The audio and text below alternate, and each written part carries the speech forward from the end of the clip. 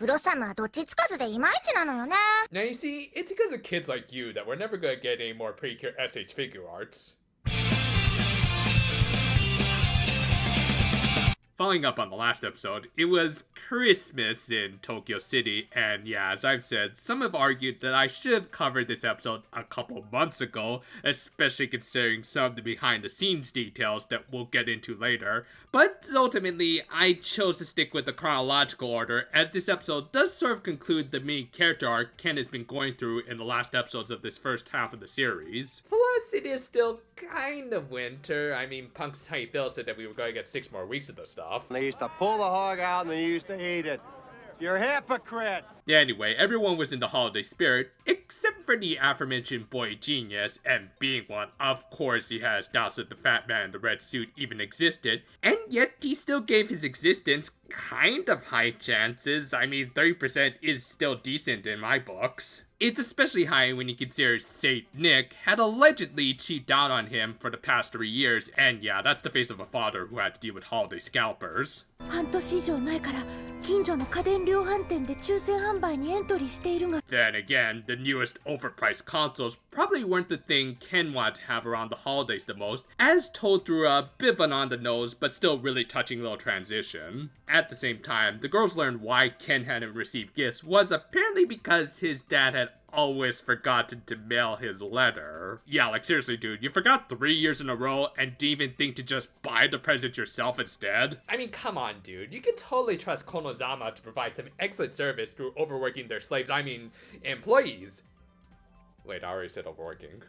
Anyway, in hopes of not falling down into the ranks of some of his peers, the prof tried to propose they throw a Christmas party at the lab with the girls. Said girls were also thinking of ways they could help their younger friend, and we also got to see a little bit of their family lives in the process. Kaoru's family in particular had an interesting setup. 父ちゃん、いくらプロレスラーだからって家にいる時ぐらい覆面外せよ。 Well, at least he's not just a mark who tries to review wrestling shows on this platform. The girls transform and decide that they would deliver theirs and Ken's letter to Santa personally, considering the prof couldn't be trusted. And they did just that, and we didn't get to see how they went about it. Like, did they just leave in the old guy's mailbox, which must be kind of full by this point? But whatever, the music here was kind of amazing. So we'll let it pass. And, heartwarmingly enough, Kaoru used part of her letter to pass on Ken's. Also, apparently this version of Santa also used a Mac. Meanwhile, an extra hairy mall Santa was trying to pass out tissues, which he probably needed for himself, as well as a mask. Ew, dude, come on. They had to close down parts of Oshina Town because of stuff like that. Understandably, this upset kid and her parents, who gave Mojo Claus quite the talking down to. Embittered by all this, he went into full Grinch mode and decided to steal Christmas for himself. Well, I'm more liking this conflict a lot more than one featuring Princess somehow being able to switch around Santa's good and bad list without him noticing. Seriously, how can you not tell a list with all the kids in the world and one sticky note were switched? Christmas Eve came around, and we got a surprisingly realistic moment for this series, as the Utonian Lab was receiving a scrambled transmission from a space station headed by Ken's mom. Yeah, I know a lot of people point out that I was wrong to make it sound like she had gotten the Disney parent treatment, because I did legit forget that she was a character, so that was my bad. But at the same time, I would still take any potshot at Disney that I can. But yeah, because they were communicating with a space station, the signal was understandably weak. However, enough was getting across that they could make out that the missus wouldn't be able to return to Earth in time for Christmas, which through a good bit of visual storytelling of Ken's out-of-focus face here, we could tell it didn't exactly sit well with the kid. As it turned out, his letter to Santa told him they just wanted to see his mother for Christmas, which might have been what he wrote to him for the past 3 years, which, to be fair, Utonium wouldn't be able to comply with. Still didn't excuse the fact that he never mailed the letters, or at least tried to make it up to his kid. But considering who wrote this episode, maybe I should just be thankful that the father isn't more of an absent-minded ninny. Meanwhile, Mojo had built his very Christmas-themed robot. I guess he also built a few for the Robot Santa from Futurama. As for the real Saint Nick, him and his clone army were about to deliver all of the presents. So yeah, Santa in this show has a clone army. It was never really hinted at or anything. They just kind of played it up like we should already know this as a fact, and I think I know why. This episode was written by Takashi Yamada, aka Midori Kuriyama, the head writer of the Ozamajo Doremi franchise, which yes, included that Christmas episode. For those who don't remember, because again, 2 months ago, sorry, the Ozamajo ended up helping a sickly Santa deliver his presents. They would later learn that he was just the red man commissioned to deliver to their town, and that there was actually a whole organization of gift-giving old men, likely to try and justify the whole delivering gifts in one night thing. That means Santa would have to make like 800 visits a second. Thus, I guess Yamada figured they could just carry over that plot point into this show, as well as some of the personalities of the characters. Momoko and Kuriko were definitely giving out some Harikaze sister vibes in this one. Anyway, Mojo then arrived and just took everything, including the reindeer and the old man. I don't know, maybe he's trying to make his own Christmas special. Personally, I think I'll just stick with Randy's stuff.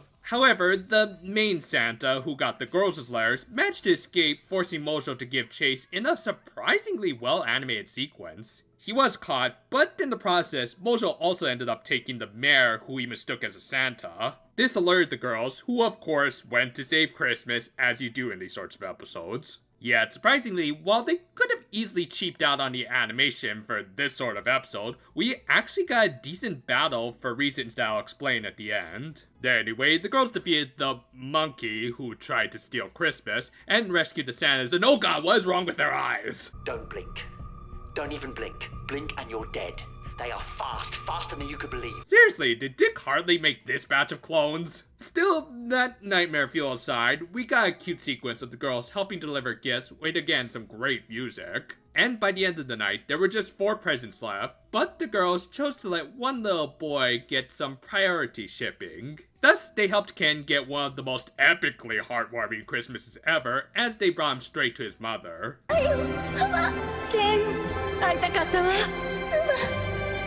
Ah, ain't that nice?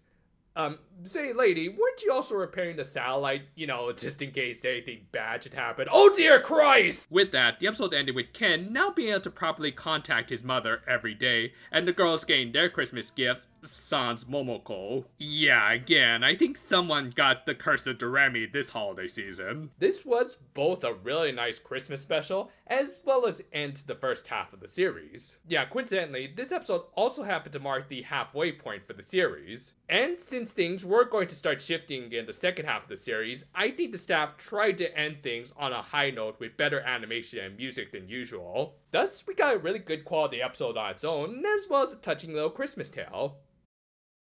As I said, the final few episodes of this first half of the series kind of had an underlying character arc going for Ken. Sure, it might not have been totally intentional, but in the end, we did get to see him go from being a bit of a bratty, Dexter-esque boy genius to more of just a kid, as he should be. No matter how smart the parents are, kids like Ken should be able to enjoy their youth while they still could, and not hold in stuff like wanting to see their mom. You could even say him giving Santa some relatively high chances of existing was a sign that he was becoming less of a stick in the mud. And speaking of the holiday, this was a nicely themed episode that, while more than a little tropey, even going full Grinch by the end, it was still a really nice time with the girls, in particular Kaoru, really showing the holiday spirit, and again, kind of calling back to the big sister relationship she formed with Ken. The animation, and especially the music, were really good in this one, punctuating the action and heartwarming scenes really well. So overall, while a little tropey, and I think Yamada might have forgotten that he wasn't writing for Doremi anymore, this was both a great holiday special and a nice little mid-season finale for this series. Even if you do have at least another month of winter, hopefully this episode will be able to warm you up. Of course, a lot of that doesn't matter for someone who lives in Hawaii, but in that same spirit, I will also try to get all my Tropical Rouge stuff done in a timely fashion. The Dojichi review is all but done, I just need to do a little bit more recording, so all that's really left is that little overview, where I've got some complicated feelings towards this series, but I will try to do my best to get them across. look forward to it. And until then, though, farewell for now, my friends. And, you know, if you'll excuse me, I just gotta go work off something that managed to stick around even after the holidays. Okay, let's go for 4 months today.